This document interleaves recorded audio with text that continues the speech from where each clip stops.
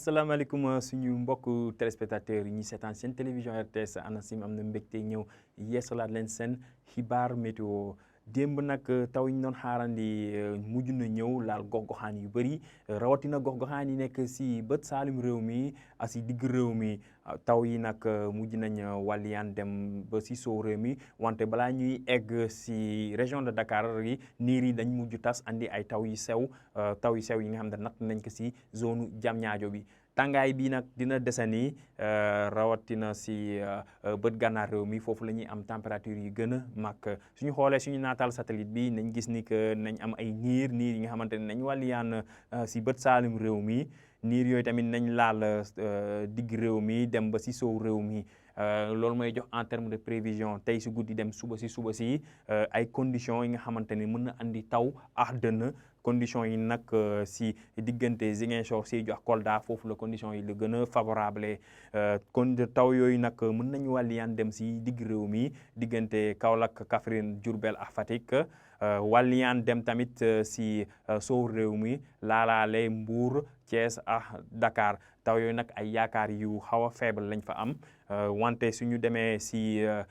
penku réew mi tamit am na ay niir yi nga xamante ne mun nañ formé wu si guddi si laal région Kédougou bi andi fa ay taw yu ànd ak dënn niir yooyu mun nañ wàlliyaan dem Tambacounda ak Bakel andi fa ay taw yu xaw a yamamaay suñu demee en terme de prévision de température nañ gis ni que tàngaay guddi bi dina desandi si gox-goxaan yëpp wante Mbour moom suñ ko comparé suñ ko natteex li ñu amoon démb Mbour moom température yi xaw na wàññeeku am nañ fa ñaar fukki degré ak ñeent diggante Thiès ak Louga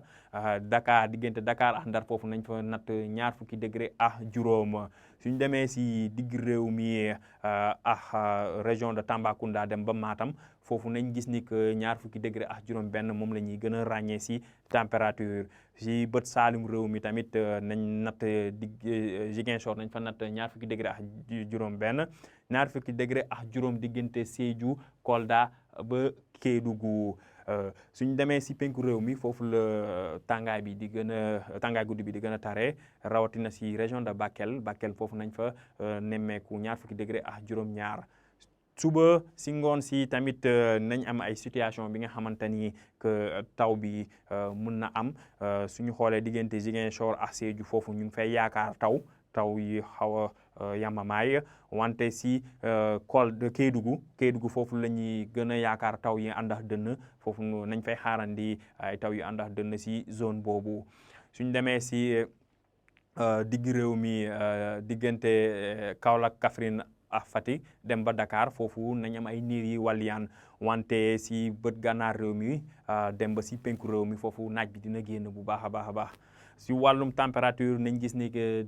Dakar ak Ndar foofu température xaw nañ wàññeeku nañ fa xaarandi fanweer degré diggante Dakar ak Ndar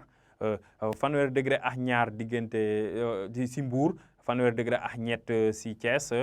wante suñu xoolee région de Fatick foofu suñ ko nattee ak lu ñu amoon démb nañ gis ni Fatick température bi xaw na yokk kii Kaolack tamit même chose température yi yokk nañ fa xaarandi fanweer degré ak juróom-ñett ak fanweer degré ak juróom-ñett si Kaolack si bët saalum réew mi foofu diggante Ziguinchor ak Sédhiou ñu ngi fay xaarandi fanweer degré ak ñeent fanweer degré ak juróom diggante Kolda ak Kédougou suñu demee si bët gànnaar réew mi foofu tàngaar bi moom dina fa dellu si waat tàngaay bu tar lay doon ni ñu fay xaarandi ay température yi nga xam ne dinañ ëpp ñeent fukki degré ak ñeent moom la ñuy xaarandi si Matam foofu moom dina tàng suba si ngoon si kon mbokk yi si tënk ñu ngi xaarandi dem tey si guddi dem ba suba si ay taw yi nga xamante ne mën nañ laal diggante Ziguinchor ba Kolda taw yooyu mën nañ wàlliyaan yéeg si saalum réew mi dem ba si sow réew mi andi fa ay taw yi xaw a yamamaay tàngaay bi nag dina desandi rawatina si bët gànnaar réew mi foofu la ñuy xaar température yi gën a